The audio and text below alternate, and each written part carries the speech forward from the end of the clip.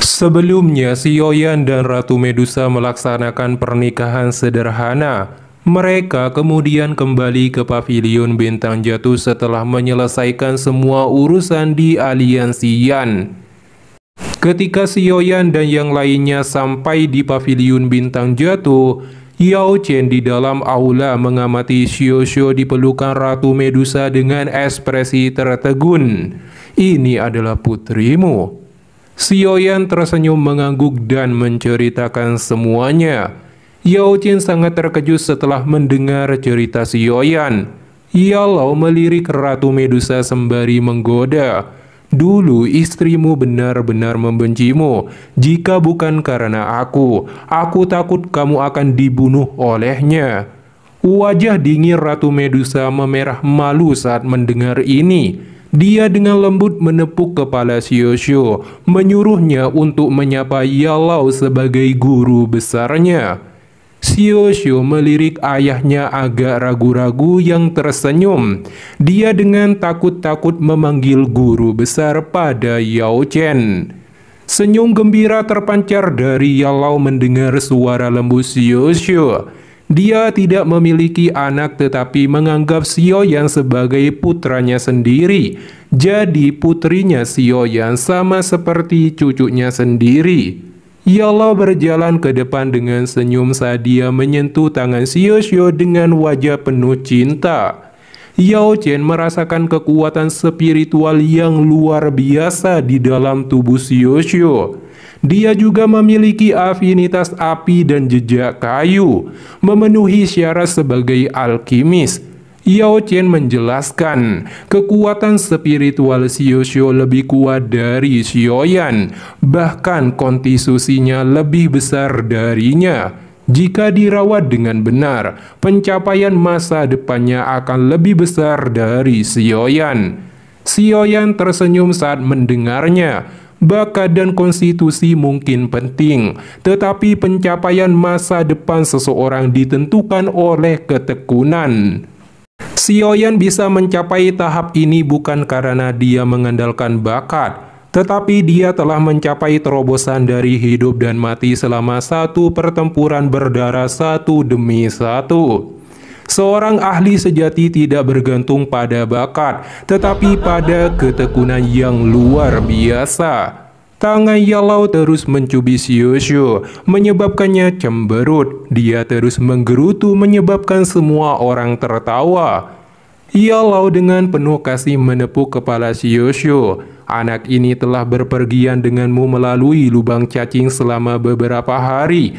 Biarkan dia istirahat dulu." Ratu Medusa segera berjalan pergi, membawa Xiao dan membiarkan Xiaoyan dan Yao Chen berbicara berdua. Setelah dia pergi, Yao berkata, "Anak kecil, kamu telah memiliki seorang putri yang baik, namun kamu bersama dengan Ratu Medusa melebihi harapanku." Xiaoyan juga tidak menyangka hubungan dia dan Cailin cukup rumit. Siapa yang mengira Ratu Medusa yang telah mengejar Xiaoyan dengan niat membunuh selama bertahun-tahun akan menjadi istrinya. Yao juga mengetahui bahwa Aula Jiwa telah mengirim dua Tianzun untuk menunjukkan keseriusan mereka. Namun mereka mengalami kerugian besar. Tianzun ke-9 mati dan Tianzun ke-4 dipukuli oleh Xiaoyan sampai setengah mati sebelum melarikan diri. Sejujurnya, Yao Chen tidak mengetahui rencana Aula Jiwa telah mengumpulkan banyak jiwa dengan skema yang cepat. Berdasarkan informasi, perang lain telah pecah di benua luar dataran tengah dan Aula Jiwa terlibat di dalamnya. Xiaoyan terkejut mendengar ini. Dan dikarenakan masih ada waktu setengah bulan sebelum pameran perdagangan spesial dimulai, Yao Chen dan Xiaoyan harus mempersiapkan diri selama periode waktu ini. Mereka yang dapat berpartisipasi dalam pameran dagang spesial, semuanya adalah ahli top dan faksi yang kuat. Api teratai iblis pemurnian terlalu menarik. Oleh karena itu, mereka harus membayar mahal untuk bersaing memperebutkan fragmen peta terakhir. Terlepas dari apa yang terjadi, Yellow dan Xiaoyan harus mendapatkannya. Apalagi 3 fragmen peta berada di tangan Xiaoyan saat ini. Xiaoyan dan Yellow kemudian melakukan pelatihan tertutup dalam pemurnian pil obat selama setengah bulan. Selama pelatihan tersebut, fenomena abnormal terjadi di atas cakrawala paviliun bintang jatuh. Munculnya pil petir yang diikuti awan gelap diselimuti petir berwarna dan juga gemuruh. Itu mengejutkan semua orang di paviliun bintang jatuh. Namun fenomena yang tidak biasa ini tidak merusak apapun di alam bintang. Beberapa boneka setan langit diam-diam akan memblokir dan menyerap pil petir yang menyambar mereka. Fenomena pil petir berlanjut selama hampir setengah bulan sebelum perlahan-lahan menghilang. Yellow dan Xiaoyan perlahan berjalan keluar dari pintu menara batu dengan ekspresi dipenuhi keletihan, tidak mempunyai tenaga untuk berbicara dan kembali ke kamar untuk beristirahat selama 3 hari penuh. Keesokan harinya, Yao Chen memimpin perjalanan menuju pameran perdagangan spasial. Xiaoyan mengikuti di belakang bersama Ratu Medusa dan Dokter Peri Kecil. Adapun yang lain diatur untuk menetap dan berjaga keamanan paviliun bintang jatuh. Perlu diketahui pameran perdagangan spasial diselenggarakan oleh 3 sekte yang tidak terlalu terkenal, tetapi memiliki fondasi yang kuat sebagai low profile. Mereka adalah Gerbang Garis Tanah, Sekte Ruang Misterius, dan Gunung Harta Karun Refleksi. Ketiga sekte ini cukup bisa dipercaya di mata para ahli dataran tengah. Oleh karena itu, pameran perdagangan spasial menjadi lebih besar dan lebih megah dengan dikelola bersama oleh 3 faksi tersebut. Banyak ahli tertutup akan tertarik dengan harta karun utama yang diperdagangkan. Pameran ini dapat dianggap sebagai tempat perdagangan paling menguntungkan di seluruh benua Daoqi. Bahkan keterampilan Dao kelas Tian tidak terlalu langka di pameran perdagangan spasial ini. Tentu saja jika seseorang ingin mendapatkan keterampilan seperti itu, seseorang perlu mengeluarkan sesuatu yang akan memuaskan pihak lain sebagai alat tukar-menukar. Seseorang tidak boleh berpikir untuk mencoba merampok di acara ini. Jika tidak, seseorang akan menderita serangan gabungan dari 3 sekte penyelenggara dan akan dipandang dengan permusuhan oleh para ahli lainnya. Karena siapapun yang ingin berpartisipasi dalam pameran perdagangan spasial ini, mereka perlu bersumpah bahwa mereka akan menyerang siapa saja yang menyebabkan masalah selama acara. Lokasi pameran perdagangan spasial diadakan di Gurun Tandus di bagian selatan dataran tengah yang terlihat sepi. Ketika kelompok Xiaoyan tiba di tepi gurun yang tandus ini, Xiaoyan melihat padang pasir yang terdapat badai pasir mengamuk dan bertanya, apakah itu di sini? Yellow berkata agar Xiaoyan merasakannya dengan hati-hati, sehingga dapat mengetahui ada cukup banyak aura kuat di dalamnya. Jantung Xiaoyan bergetar saat persepsi spiritualnya menyebar ke segala arah. Kejutan dengan cepat melonjak ke wajahnya. Dia telah menemukan lebih dari 100 aura di gurun ini, yang terlemah dari aura di kelas Daozun bintang 3, sedangkan yang terkuat samar-samar memancarkan fluktuasi yang unik. Itu adalah fluktuasi misterius yang hanya dimiliki oleh seorang elit Daoseng. Bahkan ada aura yang tidak dapat dideteksi oleh Xiaoyan. Dia juga memuji pameran perdagangan spasial ini telah menarik begitu banyak ahli. Yao Chen tertawa bahwa ini hanya sebagian kecil.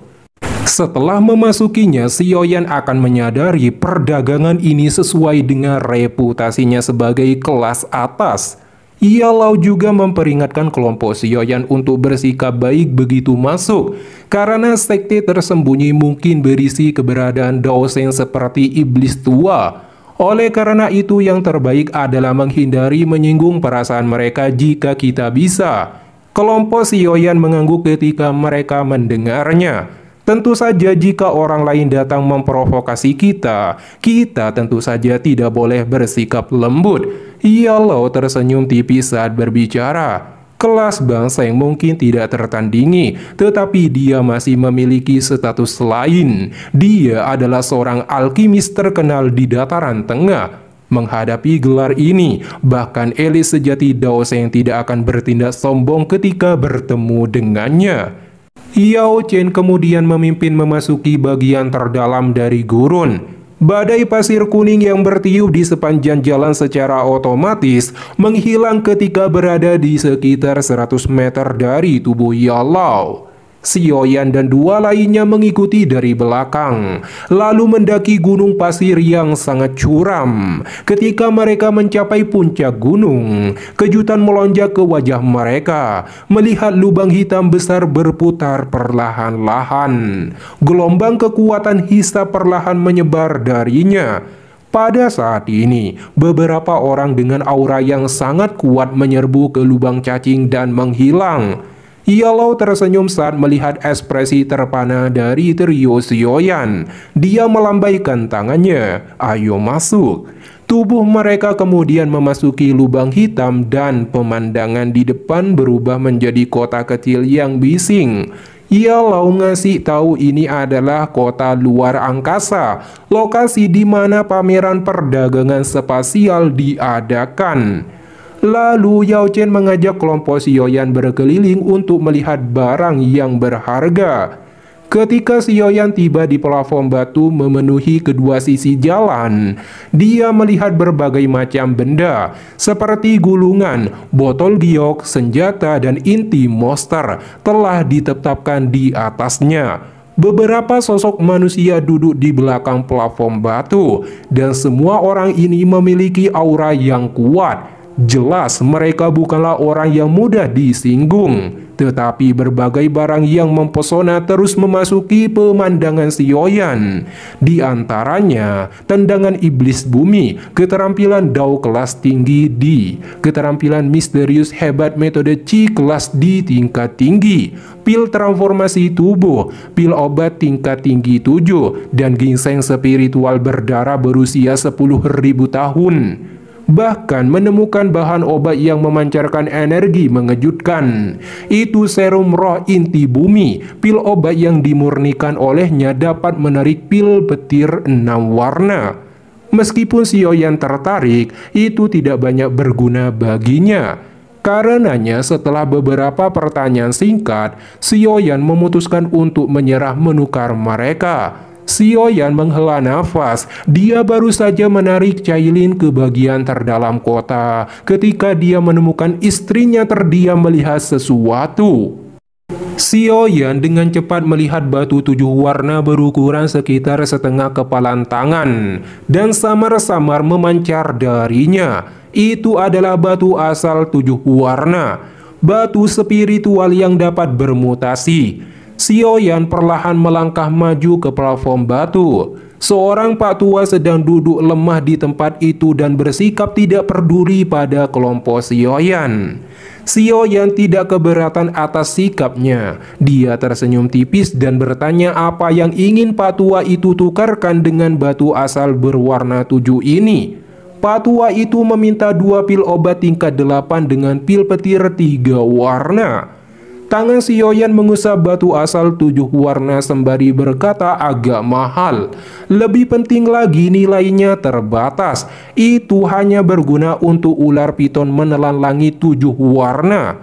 Pak tua itu berkata, jangan menukarkannya jika menurutmu itu mahal. Sioyan mengerutkan keningnya saat mendengar ini dan hendak pergi. Tetapi Ratu Medusa memberi kode padanya untuk membeli barang tersebut. Sioyan dibuat terkejut oleh Ratu Medusa dan akhirnya dia terpaksa memberikan 2 pil obat tingkat 8 dengan kesal. Segera setelah mengambil batu asal 7 warna, mereka segera pergi. Sioyan kemudian menyerahkan batu asal tersebut pada Ratu Medusa sembari bertanya, apakah ada yang salah dengan batu ini?